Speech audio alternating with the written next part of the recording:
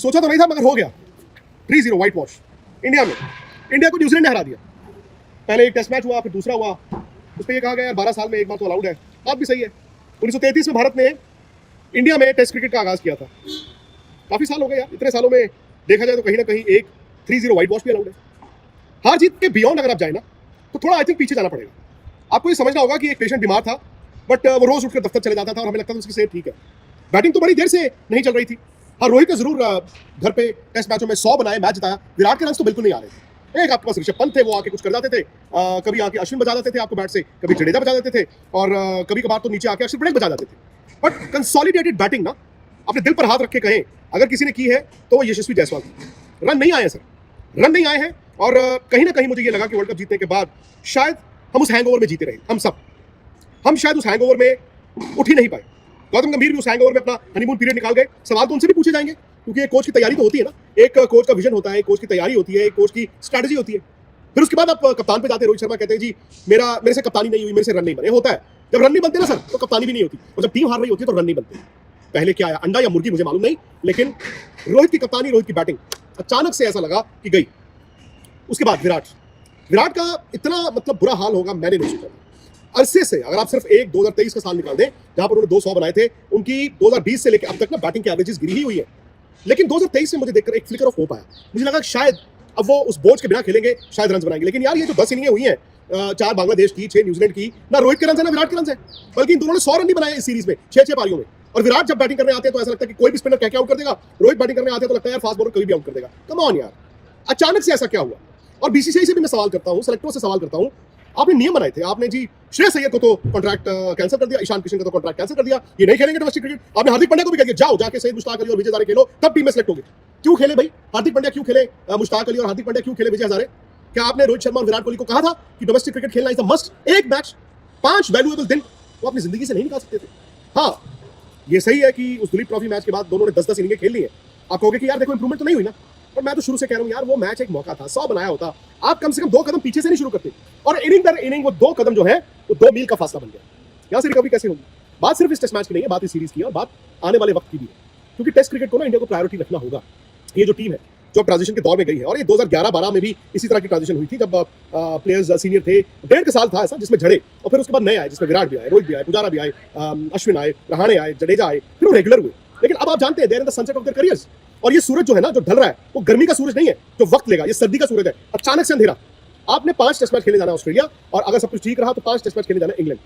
आपको लगता है ये बैटिंग तैयार है? क्या हमारी रेड बॉल की वो जो प्रायोरिटी इस टीम ने बनाई, इस टीम ने जबरदस्त 2012 के बाद से जीता, क्या वो स्वर्णिम पीरियड दोबारा वापस आएगा? वो तब आएगा जब आप रेड बॉल को प्रायोरिटी बनाओगे। क्योंकि ये लोग, ये प्लेयर्स जब टेस्ट क्रिकेट इंडिया खेलने आ रहे थे, जो डोमेस्टिक क्रिकेट से आ रहे थे, भी आप डोमेस्टिक क्रिकेट से चुनेंगे, मगर जब तक आप डोमेस्टिक क्रिकेट की मिसाल नहीं बनाएंगे तब तक कुछ नहीं होगा। खैर, इस टेस्ट मैच में क्या हुआ? आप 147 चेस कर रहे हैं। मैंने कल भी कहा था कि जब आप 125 से 150 के करीब स्कोर चेस करते हैं चौथी इनिंग और टर्निंग ट्रैक, तो सेफेस्ट चीज होती है कि कुछ नहीं करना, सिंपल जैसे जाते हैं वैसे जाए। क्योंकि 125 से 150 का ना हुआ बन जाता है। आपने 300 चेस करने हो ना, तो आप कभी कभी सिंपल चीजें सिंपल रखते हैं और आप कर जाते हैं। क्यों ये टोटल ट्रिकी होते हैं? क्योंकि आप इसमें अलग करने की कोशिश करते हैं। हम भी चर्चा कर रहे थे ना, रोल होगा, सुबह घंटा विकेट अच्छी होगी, नया बॉल होगा, अगर इंडिया 25-30 रन 40 रन तेज कर दे, चौके टक टक टक टक मार दे, तो जी उसके बाद क्या होगा ना, काउंट डाउन हो जाएगा, रोहित आउट हो गया ना, थोड़ा एक्स्ट्रा बाउंस ठक करके आउट हो गया। शुभमन गिल ने पिछली पारी में जो बैटिंग की यार, क्या जबरदस्त बैटिंग। मगर ये तो गेम सेंस की बात है कि जब आपको मालूम है नया बॉल है, left hand spinner Ajaz Patel का अंदर भी आता है, वो इतना अंदर आया, वो छोड़ के बोर्ड हो गया। विराट का, I am sorry, it will hurt people. Virat batting करने आते हैं ना, अब ऐसा लगता है यार कोई भी स्पिनर कह के आउट कर देगा, और वही हुआ। फर्स्ट इनिंग का रन आउट और सेकंड इनिंग का डिसमिसल ऑलमोस्ट सिमिलर है। रन आउट भी वो क्यों हुए? बिकॉज इतना कुछ जहन में चल रहा था, उधर चले जाओ। उसके बाद तो फिर सरफराज, जिन्होंने 150 बनाए, क्या आउट टीम से बाहर हुए। सरफराज ने 4 पारियां जाया की, और सरफराज को भी अंदर झांक के ही देखना होगा कि हर बार जब मैं थोड़ा तिल मिलाता हूँ, थोड़ा फड़फड़ाता हूँ at the beginning of my inning, तो मेरे से रन नहीं बनते, मुझे वक्त चाहिए। भाई आप ये मैदान मुंबई के में नहीं खेल रहे हो कि क्लब के बॉलर हैं, टांग रखी इधर मार दिया, टांग रखी उधर मार दिया। नहीं सर, नहीं चलता है। एक ऋषभ पंत है इस टीम में, और इस सीरीज से अगर कोई प्लेयर निकल कर आया है वो है वॉशिंगटन सुंदर। और वॉशिंगटन सुंदर क्यों टेस्ट मैच खेले? क्योंकि दिल्ली में रणजी ट्रॉफी मैच खेल रहे थे, 150 रन बनाए, विकेट ली, ठक करके कॉल हुई, वहां पे जाके टेस्ट मैच में विकेट भी और बल्ले से रन भी। ऋषभ पंत थोड़ा अनलकी है, अब वो डिबेटेबल है। कुछ लोग कह रहे हैं वो नॉट आउट थे, कुछ लोग कह रहे आउट थे, और जब आपका बल्ला और वो जो स्पिकोमीटर है पैड पे लगा या वो गेंद बल्ले पर लगी, कंक्लूसिव नहीं। हालांकि मुझे उस वक्त लगा क्योंकि अंपायर ने नॉट आउट दिया तो शायद अंपायर्स कॉल के साथ जाएंगे जब बेनिफिट ऑफ डाउट बैट्समैन को मिलना चाहिए था, but the moment Rishabh Pant out हो गए, मैच खत्म हो चुका था। हाँ, अगर पंत 15-20 मिनट और खेल जाते और टारगेट जो था वो 35, 30, 25 तक आ जाता, फिर आप देखते ब्रिस्बेन की तरह वो लास्ट जो 22-23 रन थे उन्होंने 3 या 4 हिटों में मार देने थे, वो करीब जाने की कोशिश कर रहे थे। But on this wicket in these conditions 64 run, कमाल है यार ऋषभ पंत यार, क्या बैटिंग कर रहे हो यार आप। एवर सिंस ऋषभ पंत ने जो कमबैक किया है, वो बांग्लादेश की सीरीज हो, वो न्यूजीलैंड की सीरीज हो, भाई कमाल की बैटिंग की। लेकिन अब सवाल ये आ जाता है बड़ा कि इस हार से हम क्या सबक लेंगे? क्या 3 दिन में इसको भुला देंगे और अभी से हम बॉर्डर गावस्कर ट्रॉफी में वो पुरानी यादों के जरिए फिर से जिए, अरे उसने तब बनाए थे आज भी बनाएगा, या फिर इस बात का इंतजार करें कि आईपीएल की ऑप्शन कब है? सवाल आपके सामने है, जवाब मेरे पास नहीं है। जिनके पास जवाब है, अगर वो भी शतुर्मुर्ग की तरह आंख मूंद करके बैठ गए, तो ये आगाज है घर पे हारने का।